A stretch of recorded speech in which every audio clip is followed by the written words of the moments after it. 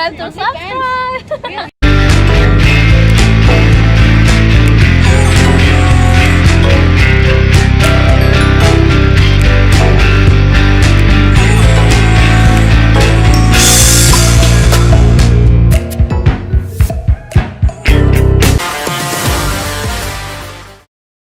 Alright, here is a controversial one. 3 rules that all players break and 3 things that all players do that you are not doing that gives them an unfair advantage over you in the sexual marketplace. Before we kick it off, I'm Dave, and this channel is dedicated to giving you no BS, novel dating advice for the modern man. Top link in the description. Check out my website and sign up to do some coaching with myself, cold approach coaching, and others as well. Now, we need to premise this controversial topic with the fact that this is in a first world Western society that these rules are being broken.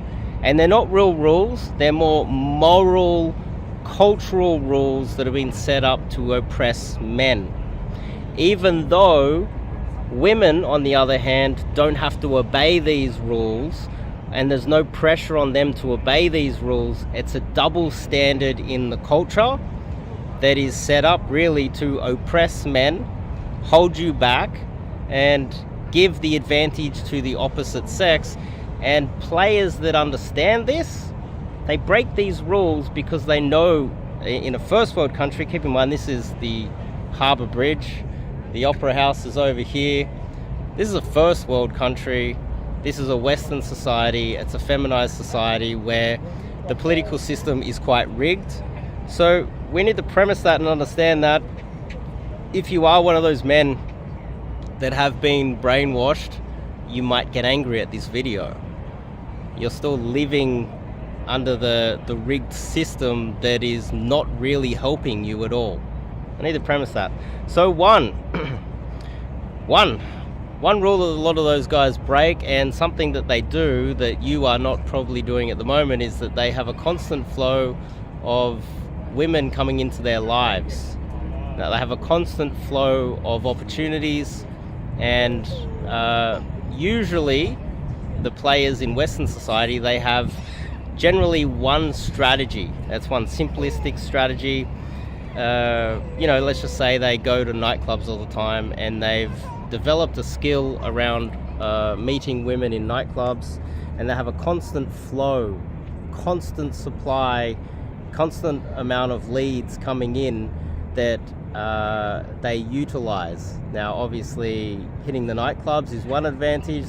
There's downsides. You could become an alcoholic and end up with brain damage, end up having alcohol addiction or drug addiction, etc. There's problems associated with that. There's also a lot of players, and I spoke to one recently who's in his late 20s, early 30s, like 30 years old, who works full-time. He works in construction, and he's very successful online. Just has that look. He gets a lot of matches all the time, and he's doing quite well. Then, of course, there's the guys that know how to approach during the daytime and have that skill as well. Generally, they have one skill. They don't have a multitude of all of them. Another aspect of it is that they don't take anything seriously. They don't get attached. There's some birds. Welcome to Sydney, the seagulls. They don't get attached early. They understand that just dating a girl or sleeping with a girl, it is not a monogamous relationship early on, and that women have so much leverage and power in the system that if they get attached on the first date, second date, or even after sleeping with a girl for a month, that she can leave at any moment, because this is how Western society is rigged in favor of women. They fully understand that, and so therefore they never ever get attached early. They have other things going on in their lives. They, for an example, have a full-time job, and often have this feeling that if they were to date a girl and take it seriously too early, it would conflict with their career and their job. So that's also definitely a factor as well. The third aspect of it is, for instance, the online dating guy that I told you about. If you met him in real life, you would never suspect that he was a player. So the other aspect of one is that they're never who you expect. They're never really that guy that you think is tall, handsome, charismatic guy. It's never really the guy that you expect.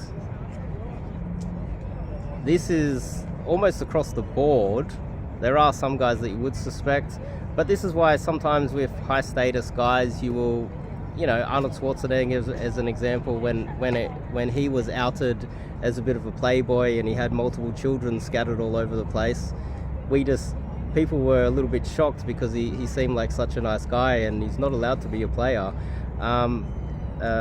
This is something that is quite often the case. 2, they believe in equality. Okay, now equality is having the ability to think critically and understand that the game is now heavily rigged in favor of women, especially in Western society. So a player fully understands that the game is rigged and that he is at a massive disadvantage.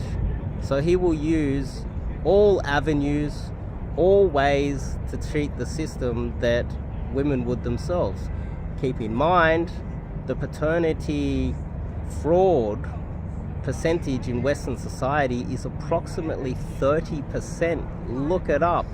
And that's not testing all of the children. Let's just say we went and tested every single child in, say, Australia to check if the father is really the biological father of the kids that he's raising.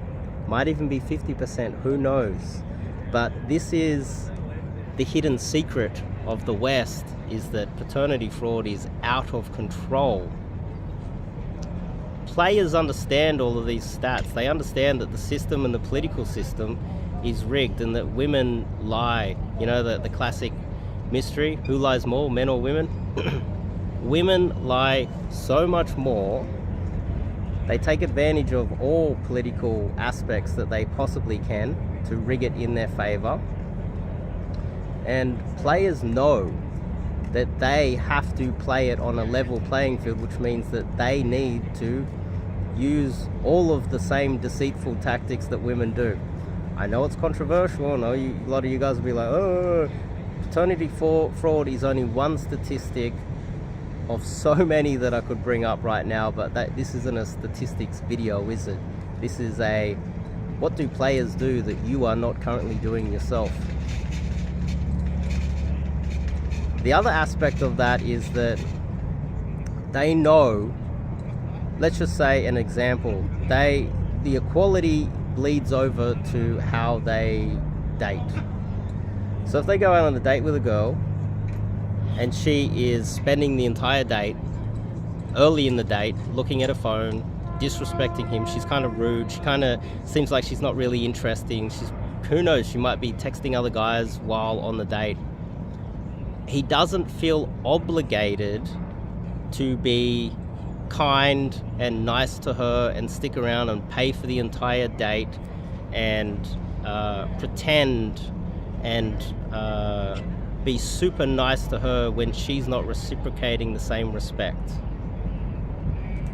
Let's just say he goes out on a date with a girl and she's spending all of the time looking at her phone. She's like giving one-word answers. She's not even treating him like he exists. She's just treating him like a credit card that's there to pay for the date and pay for her because she's so entitled. He will leave on the date before paying the bill or before even ordering the food if she's rude. That is also connected to him having a lot more options because let's just say he goes to the nightclub all the time. He has other girls in his phone. His little black book is full of other girls. He has other options on his online dating profiles. He has that, one reason he has a lot of options, and the second one, that bleeds over into it, because when he goes out on dates, if girls don't seem like they're interested, he's not going to be super nice, because a lot of women these days, they don't live up to the standard of civil society. Not all, but a large percentage these days, and that percentage seems to be increasing every day. So let's just say he's talking to a girl and she's rude, he will be rude back. He won't be disrespected, and he will leave. He doesn't care. And he's not going to be walked over. This is one thing that players do have, where guys that don't have a lot of options, and even guys that have a lot of options, they will allow women to walk all over them, which is also an aspect of why society is the way it is these days. It's because men are allowing that. That's a big one, I would say. Equality in all avenues. And now three, which is the most controversial of all, okay?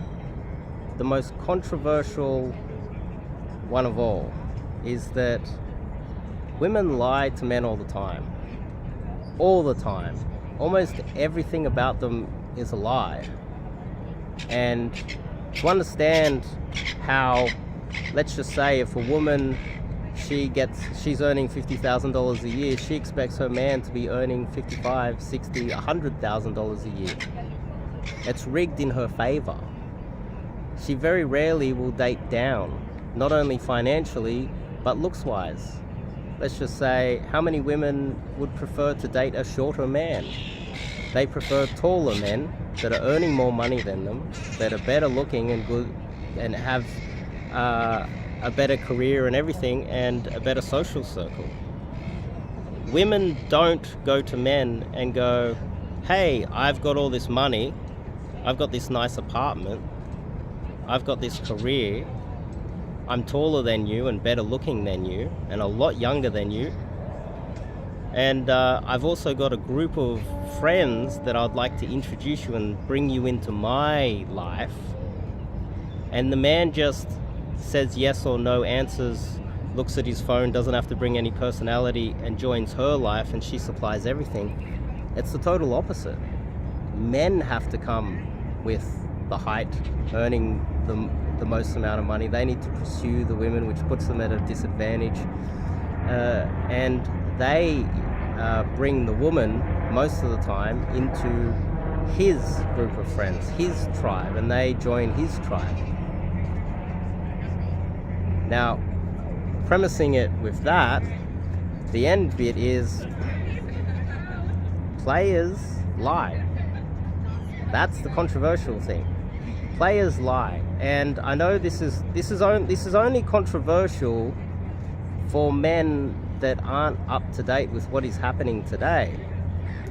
Let's just say I was a multimillionaire living in South America or in Asia or Eastern Europe, and I had a lot of money, I had a lot of leverage, I had a lot more freedom than I do in the Western society.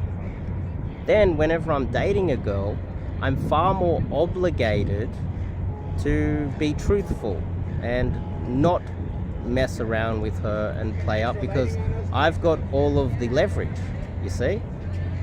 But in the West, you've got no leverage. And I do know some extremely wealthy, successful men that have got themselves trapped into a marriage where the woman is taking advantage of him. He's got some kids and he's paying for everything, and if he was to break free of that, he would lose half of everything that he's got, and his entire life would be ruined. Not to mention, she could bring up some charges against him, and she could ruin his life in other ways, maybe ruin his public persona. It could leak out.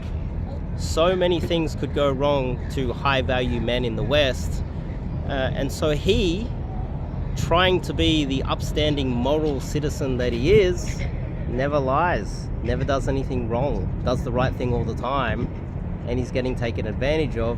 This is not the same case if he was living in Thailand or Brazil or Poland, because he would have a lot more leverage there, he would have a lot more freedom over there, he wouldn't be getting abused by the political system, it wouldn't be rigged against him, etc, etc, etc. So he would then have a lot more power in the relationship, and therefore morally he would have a lot more reason to be honest with his intentions and treat her with the utmost of respect.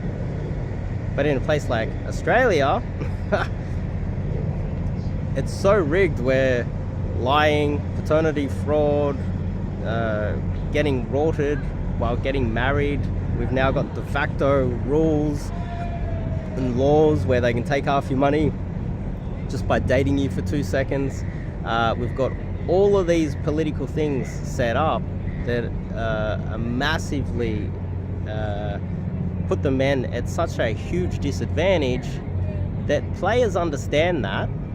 They have the critical thinking, they're not brainwashed by society, and they understand that the only way to get some sort of even playing field out of it is to lie. If you were in South America and you've got a lot of money and you're jacked, sure, you need to be honest, because morally these girls are at such a disadvantage. But let's just say it's somewhere else, like New York or LA or Sydney, Australia, or London or Toronto, Canada, you're at a huge disadvantage. And so therefore you need to play the game with the rules that are set out in front of you. And when people try to morally attack you, well, you're gonna have to play the game the way it's rigged, fair. This is why men like sports. This is why men like having a referee. This is why men like playing sports where there's an audience, a referee, and if the audience and the referee get everything wrong, then they have the video replay, because men want everything to be fair. But when it comes to dating, the system is rigged. It just is rigged. It's unfairly rigged in favor of women, to the point where it is detrimental to the lives of the men. And players know this, and they try to even up the playing field as much as they possibly can. So these are three, I would say, controversial topics, three things that might be controversial, I'm not exactly sure. But anyway, check out the top link in the description, check out the website, sign up to do some coaching. I teach those three avenues so that you can have a constant flow of women coming into your life, 1. 2, I teach you a lot of inner sort of masculine traits that avoid you becoming bitter in the dating market. And I red pill the hell out of you. This advice is something that I would keep for my students and clients, and probably not okay to be putting it on YouTube. Sign up if you want to learn some of those things. I'll see you guys in the next video.